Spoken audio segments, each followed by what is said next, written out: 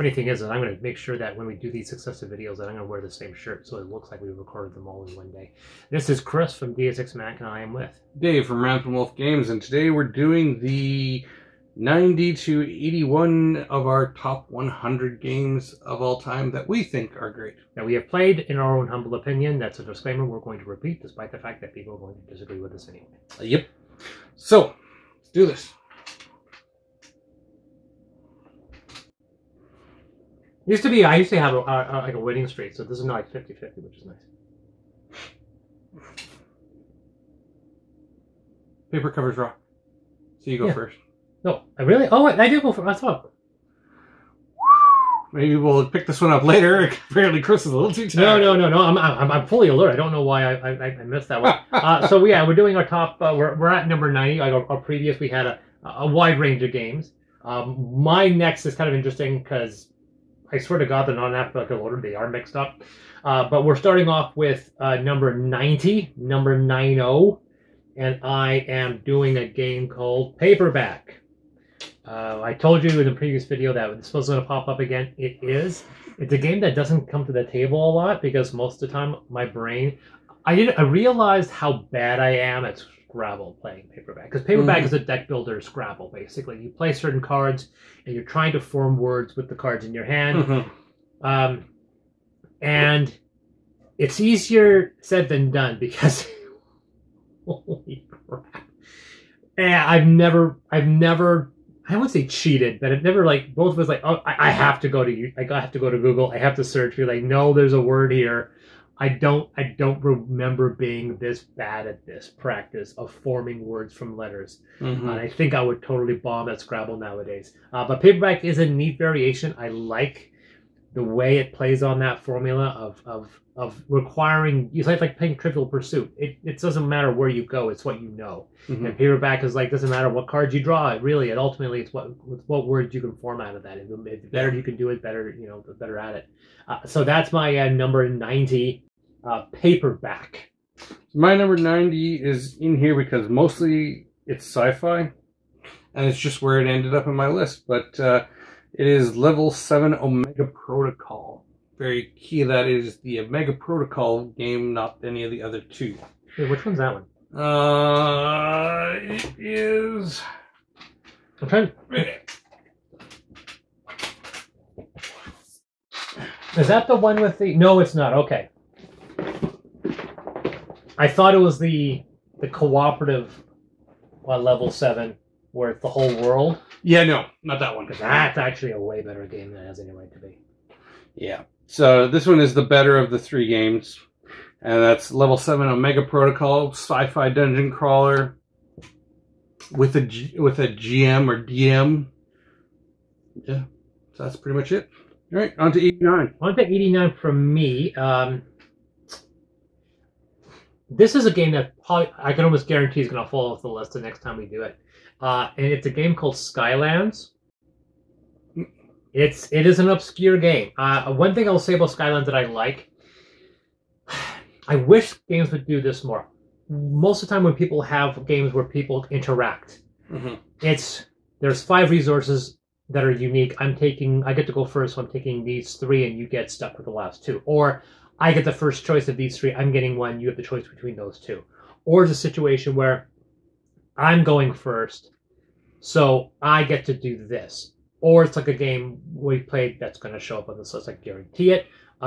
Here's a Land, Air, and Sea, where you pick a move, and then people can follow up with that. And we know that's taken from other games like Tiny Epic Galaxies. Yep. Skylands is a little different in the fact that if you do an action at anyone else at that location, because it's a bit of a worker placement, anyone at that location gets to do it as well. They just don't do it as much. So anything you do, you're benefiting other people. Yeah. Right? So I'm going to do this action. I get to do it twice. Everybody else gets to do it once. So which means I'm actually you're constantly helping everybody. You can't do anything about it. Everything you do, you can do it, but someone else is going to do it slightly less than you. Yeah. So it's a very different mechanic. So instead of me doing something that screws you, I'm doing something that's helping you, but it's still helping me more. Yeah. And as it turned out, though, because of that, you end up relying so much on the other characters' benefit. Yeah.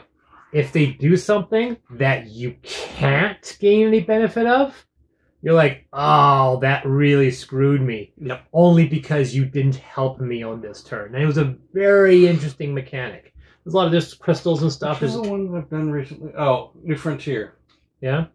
So I really enjoyed Skyland's mechanic for that. This idea that everybody benefits from your action. And the only way to mess people up is to do an action you know it won't benefit them. Yeah. But I think it's very fascinating. I wish more games would play on the idea of shared benefits rather than constantly take that. It's literally opposite of take that. Mm-hmm. It's not take that, it's take this. Mm-hmm. Because you're giving things to everybody. And I've seen games that have done that less successfully, and I think Skylands does it really nice. I don't think there's a really thematic connection. It has this really sci fantasy. Mm-hmm. I wouldn't say Avatar, but it has this sci fantasy aspect to it, which I think is kind of neat. A lot of crystal management, resource management, but it's not a bad game. I like this core mechanic. That is Skylands. Which, right. Good luck finding it, by the way. My 89, I mentioned it in our last video, only in passing, but it's now going to come out, and this is one that I was raised on as a kid, and that is Scotland Yard. Yeah. And they've re-released it. It is your typical hidden movement game, as far as I'm concerned. I believe it's one of the first games of that type in board gaming history that I can think of. I mean, so much so that the character who's hiding was called Mr. X. And his pawn had a little X on it.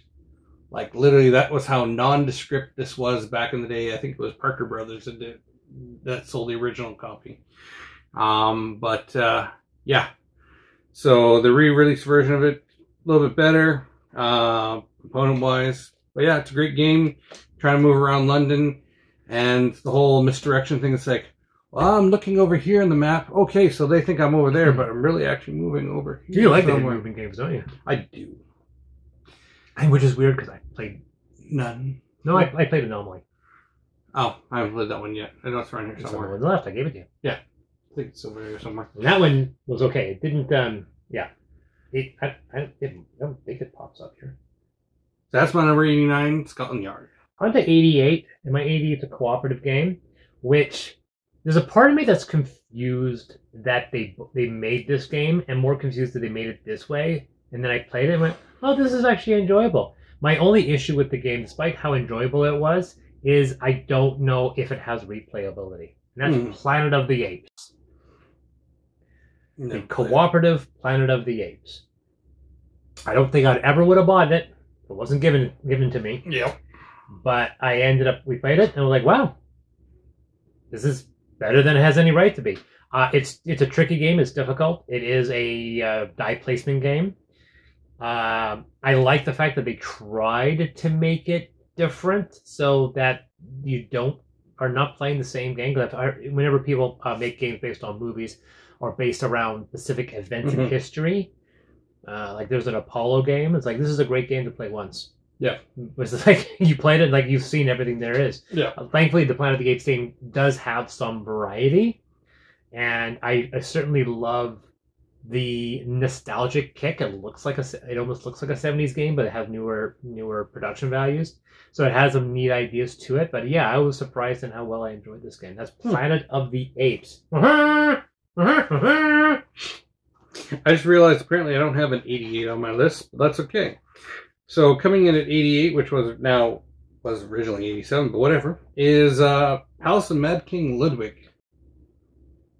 Yep, that's showing up on my list. Guarantee you that, but I'm surprised it's not higher. Yeah, well, so like I said, all these games were ranked at about the same, so it was interesting trying to break them all up. So Palace of Mad King Ludwig is basically you're trying to build a castle out of random components, and it very much turns into a weird, kind of messed up place. Yeah, it should be like we own palace, castles, and then between two castles of Mad King Ludwig. Both. Latter of which I have not played yet. It's tough for me to say. I think Nicole likes palace. I think I might like castles more. It'll depend. I don't. Actually, I'll tell you exactly which one's right. I prefer castles. You like it? Which means Castle's going to show up later on this list. Should. Technically, if what you said is true, it should pop up again. It should pop up again. Yeah, and we also have Between Two Castles. I think the problem I had with Between Two Castles... Well, that one required multiple players.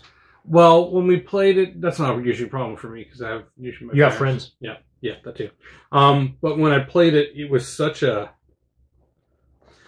pain to organize two other people while I was trying to organize myself. It just became too much of a struggle. So that's probably why it maybe felt slower. But all right, so that was number 88, Palace of Mad King Ludwig. Number 87 is a game that I understand why it's on here because I actually think it's the better version of the game. Wait a second.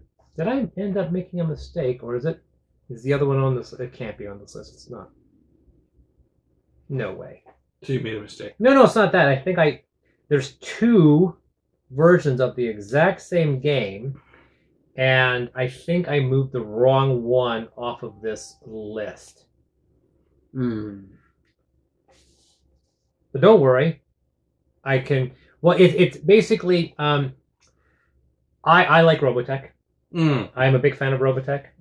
There are two games that are very, very similar. They're die placement games. They're pocket sized. They can be taken with you quite easily.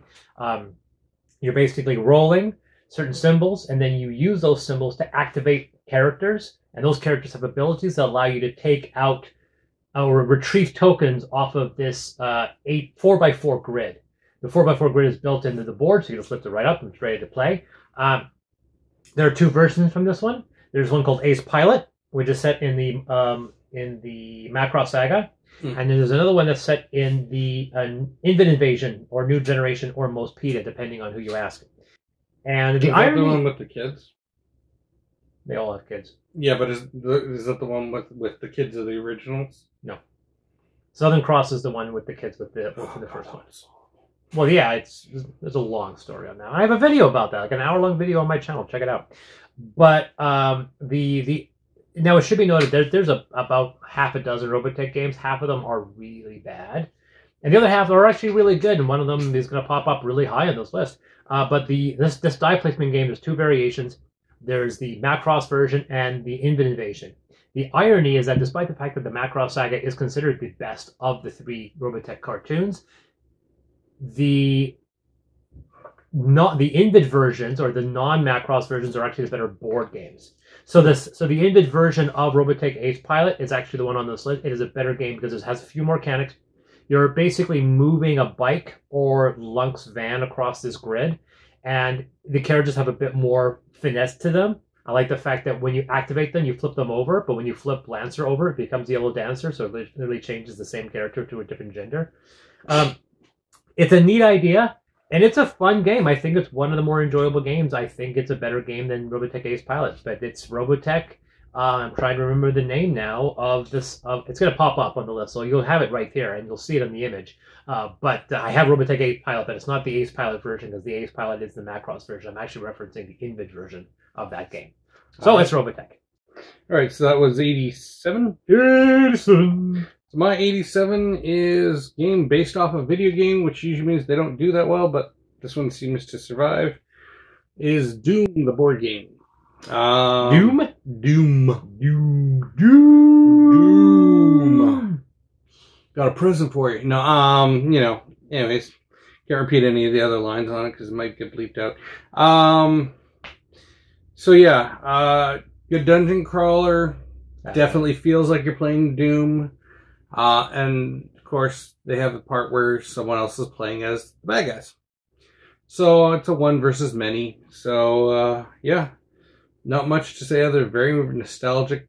But of course, it is based on the newer Doom that just came out, and I think even some of the movie references get thrown in there with Carl Urban and The Rock. The Rock.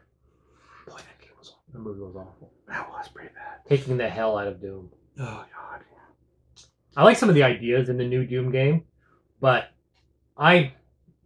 playing the new Doom version and like the new variation, Doom Ultimate or something, I became like, I'm 47 years old.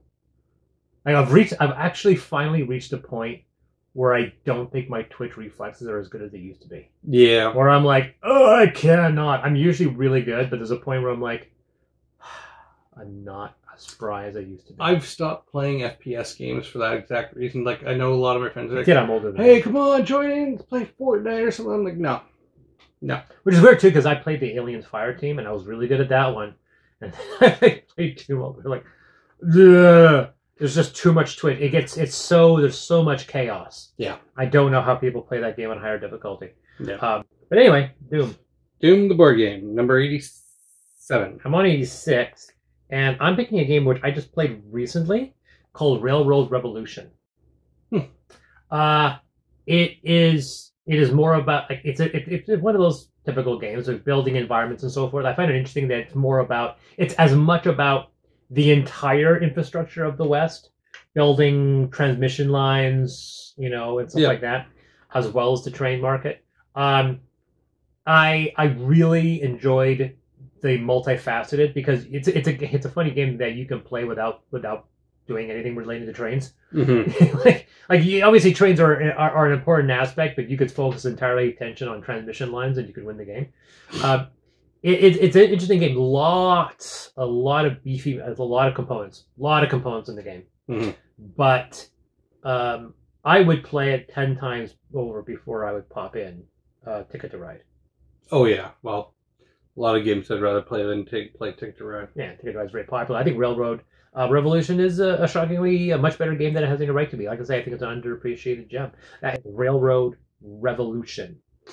Coming in at number 86 is Legends of Andor. Really? Yeah. Which I assume, is it just the first, or is it the trilogy? I'm counting all of it. Because that changes things, because the trilogies are all-encompassing. It's, I actually haven't played 2 or 3 yet. Yeah, I haven't played much of it, but what I've played of it, I like. The only thing I dislike about the game is very much it's a puzzle. Yeah. There is no, I'm going to do this my way. It's, you've got to pick the right way to do this. And that does kill it for me a little bit, which is why it is so far down the list. I like games where it's like, okay, there's multiple avenues on how you could get here. Which one did you choose? And then based on that, you're going to either score better. If you pick the right way, you're going to get a better score. If you pick the medium way, you're going to get a medium score. If you pick the crappy way, you get a, nice mention, honorable mention.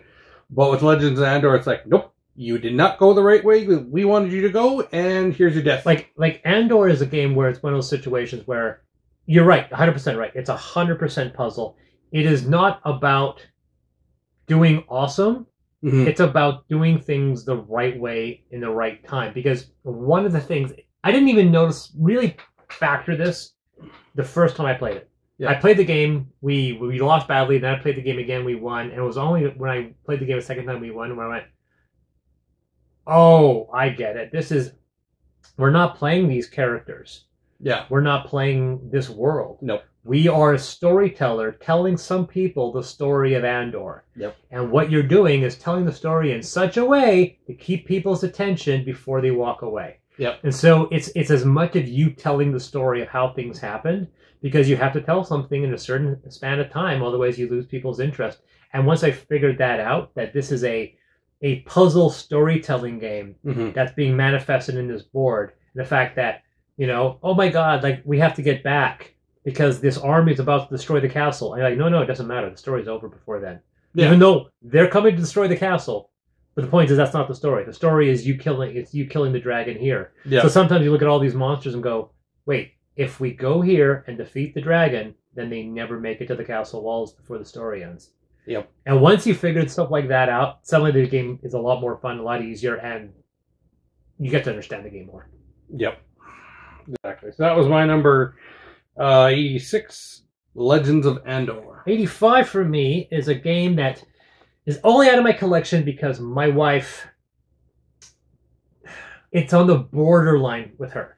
Like, when it comes to so many party games, like Take That party games, or games where there's deception, which is the reason why she would never handle hidden movement and hidden judge or like that. Yep. This one just squeezes in, but we eventually pushed it out of our collection, which is weird because one of our first board games we ever bought when we started collecting board games. Yeah. And I enjoyed it. I enjoyed it a lot. It's one of my better... It's one of the few deception games I actually like.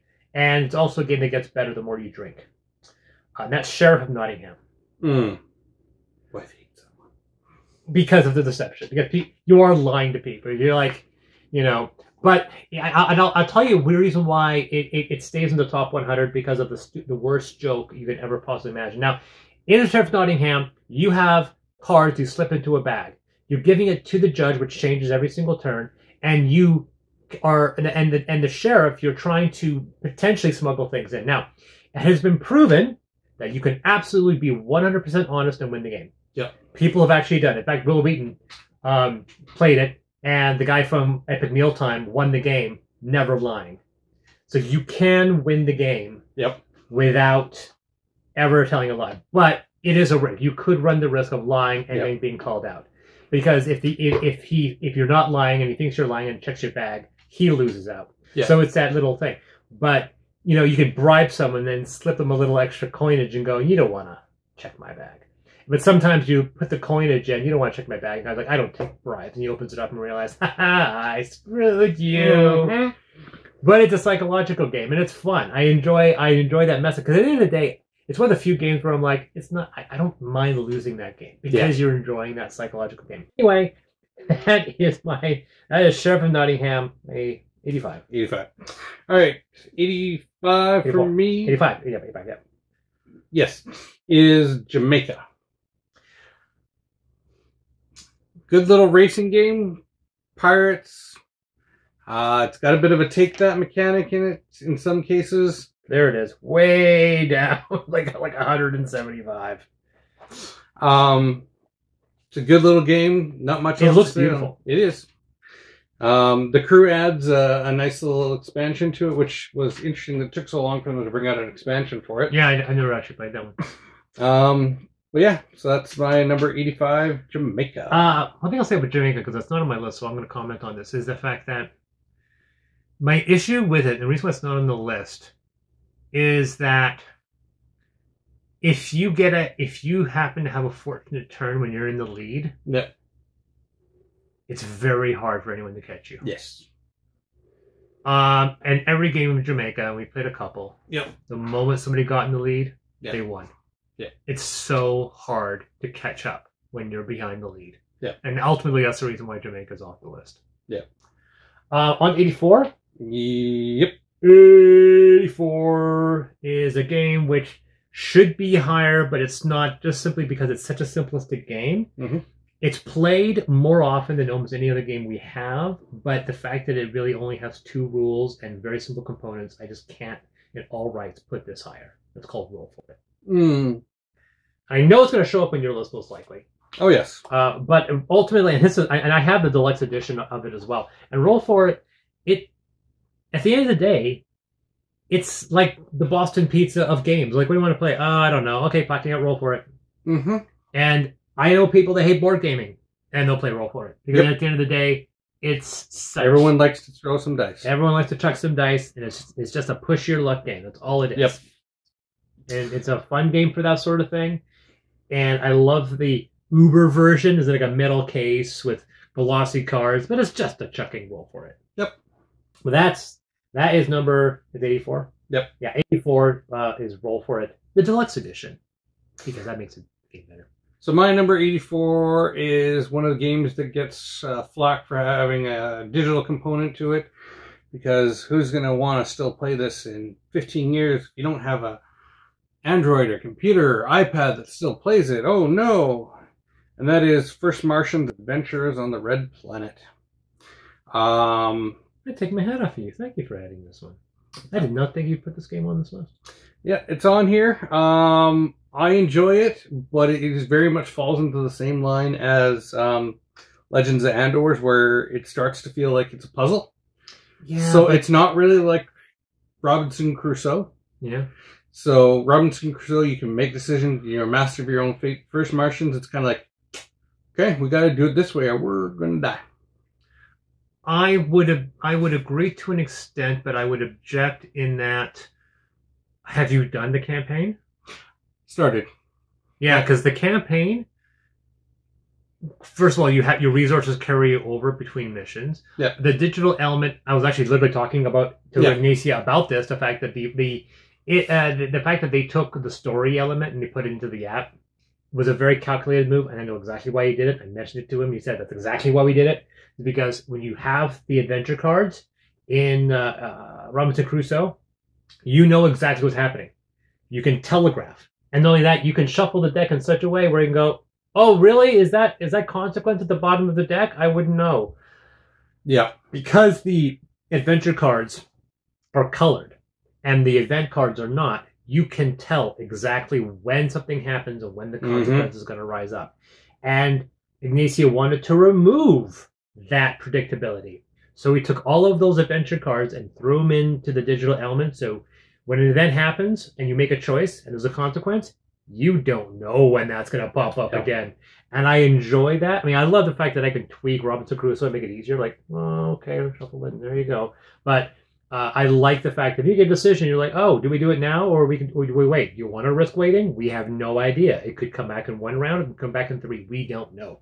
Yeah. But I like the fact. Well, I always make a joke that the station in First Martians is like made by Samsung because it's constantly falling apart. But the campaign is very fascinating. I know it's probably not going to turn into Aliens, but like for example, like a sandstorm just blacked out the whole station, and everything's completely dark. So I'm like, there's some really interesting ideas. I'm more encouraged to play First Martians than Robinson Crusoe. Yeah, I totally support that.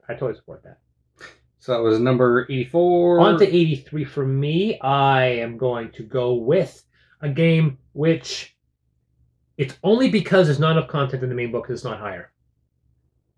And once I don't even know how, if they put out, I'm sure they have. I don't know if they have. They might not have. Once they put out more content, I think this is going to start moving up the list consistently. That's Star Wars Outer Rim. Yes. That game really needs some extra content. Yeah, it is such right up there with Firefly and Gia when it comes to grabbing a character, moving things and doing stories and moving things across it. And then after 2 games, you're like, there's nothing else in this game to do. Unlike Gia, where you see mostly everything, but the massive scope of the setting gives you some randomness. And of course, Firefly has so many friggin' expansions. You've got 100 games with all those expansions. And the fact that it annoys me, and last time I checked, they still don't have expansions out for this game.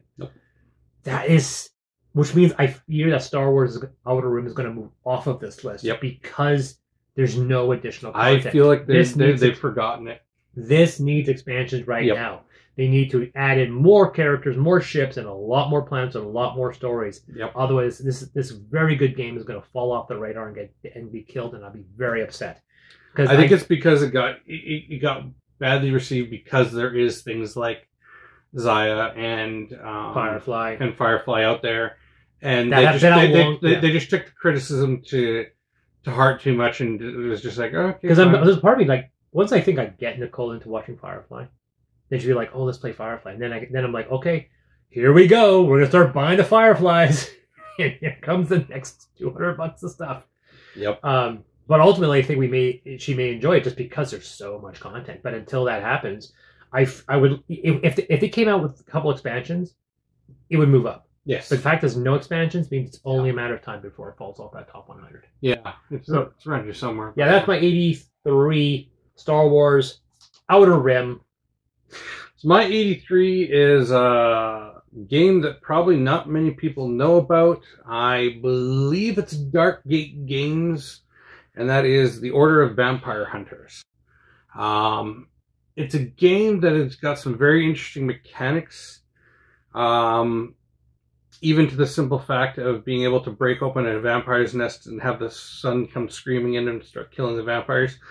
But it also then has the time movement of the day, so all of a sudden when it becomes nighttime, it gets increasingly harder. We haven't won the game that we played it, but we enjoyed losing it. So that's the hardest thing. When it comes to cooperative gaming, the hardest thing to do is to make the game enjoyable to lose. I played dozens of cooperative games. I think I can count on one hand a game that I don't mind losing. It's so hard. I agree. So that was my number 83, The Order of Vampire Hunters, again by, I believe, Dark Gate Games. 82 is a game I just played recently, which Tom Bassel loves to death. And I'm not going to say I bought the game based off of it. Cosmic Encounters. No, Cosmic Encounters is never going to show up in this list. The hell with that game. I'm sorry, I'm not a fan. Neither am I. No, this is Pulsar 2849. Oh. I know, I can't remember if it was Sam or Z that hate the game. And Probably Z. Yeah, and then Tom loves it. I generally, which is funny too, because the person whose opinion I respect the most is Sam, who's not with the program anymore. But Pulsar 2849 is initially, like, there is a rubbery mechanic that the entire game is based on. You roll these dice, and then you have to find the medium between the dice, and it tells you if the dice go on the left of this one marker or on the right of this one marker.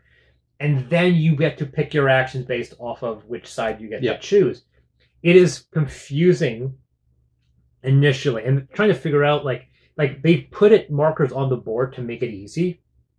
But unless you really understand how they're trying to structure this, like if you roll 1, 2, 2, 2, 3, 5, 6, and you put the dice out and you put the marker in between, and because the reason why they do that is because the further you away from that medium, the harder it is to do that action. Because in the game, all these values mean something. Sometimes a 6 is going to be worth more than a 1, or sometimes a 1 is going to be worth more than a 6. But it's also a tricky game to grok because there's so many things you can do. There's 5 or 6 different paths. When that happens, generally, sometimes it makes my wife, she gets confused. She's like, what do I do? What do I do? And then she ends up focusing on everything and then doesn't make it. For me, I play the game and I kind of go with a broad approach. And the moment I go, oh, this turn I can get these points. Yeah. And that's the way I'm going from here on in. I really enjoyed what Pulsar 2849. I wasn't expecting to enjoy it. Then I played it once, and oddly enough, it was a weird game because I didn't fully understand it for about the first 25 minutes into it, and then it locked in, and then I realized, oh, this is how this game is played, and I'm doing well. It just ended up working out. Production does is very weird. It's got this circular board and these discs that move, these kind of half circles that move around it. I give them credit for that design. I have this funny feeling that we played a second time, I'm going to like it as much, and Nicole's going to hate it, and she's going to want it off the list. But that is Pulsar 2849, my number 82.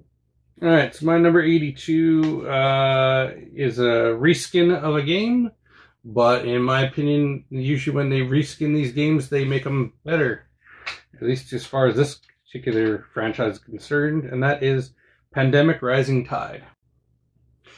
I actually enjoy I have a Pandemic on my list, and it is not Rising Tide. Reign of Cthulhu? Nope. Yeah.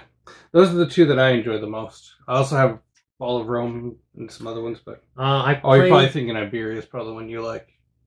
I was just going to say Iberia, but Iberia is not on my list. I think Iberia... I will say Iberia is better than the core game of Pandemic, but I still have issues with it. Yeah. But yeah, so that's my number 82, Pandemic Rising Tide, and it reminds me almost of, well, obviously, because it reminds me a lot of a better version of Forbidden Island. Oh, interesting. Made by the same guy, so. Yeah, it is the same guy, yeah.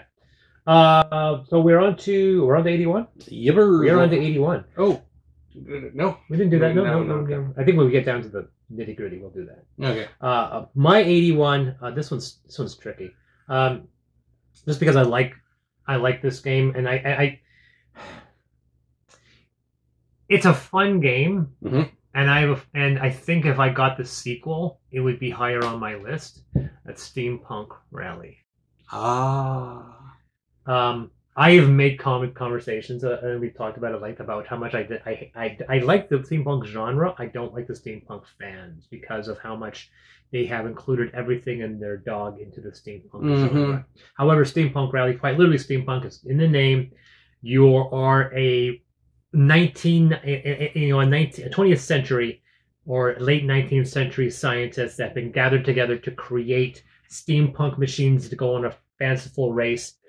And I played it with 3 people, and I played it with 7 people because it's one of the few games we have that has a 2 to 8 because everyone's drafting, and then we're all racing independently. We can't screw with each other on the race. It's all about whether or not what we've done at the beginning affects things on the side. Yeah. Which I know me annoys some people. Like, I want to knock people off the road. Like, no, trust me, the one thing you don't want to do when you go into the racing phase is get screwed over.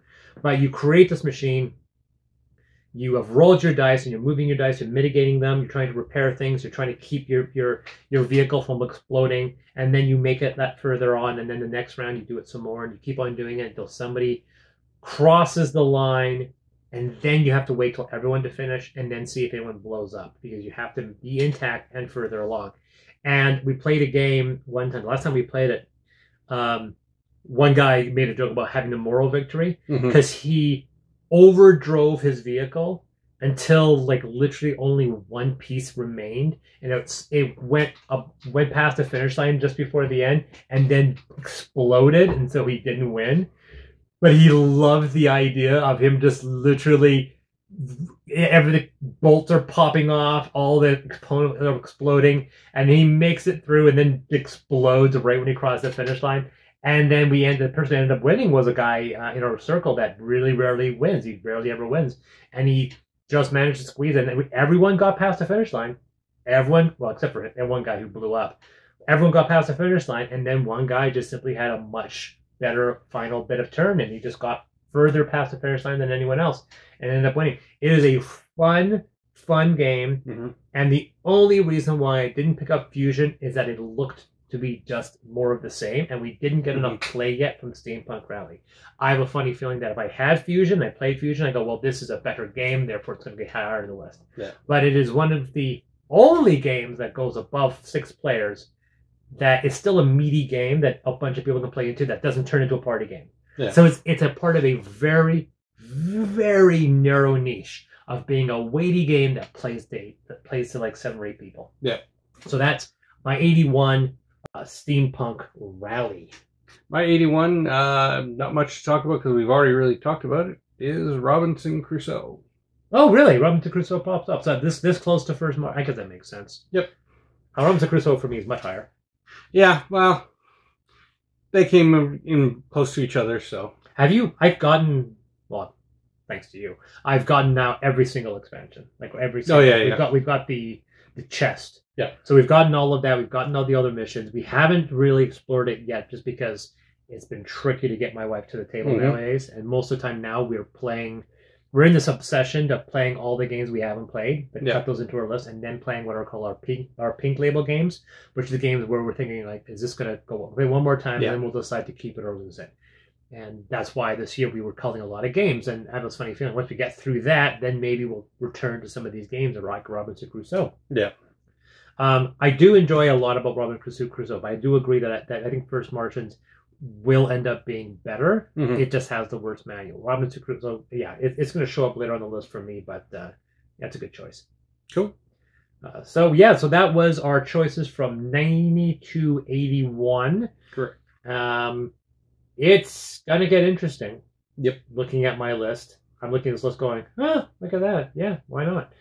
There's some titles and they're pretty obscure. But then when we get into the 50s, then we'll see games that are very recognizable. Yeah. But anyway, that has been our next list of 10 games, the top 100 of all time. I have been Chris. And I've been Dave. Remember, the rules are just a suggestion. Play the game the way you want to play it. See, the rules are just a suggestion, right? That's the tongue twister for me. I can see the last part just fine. See you guys.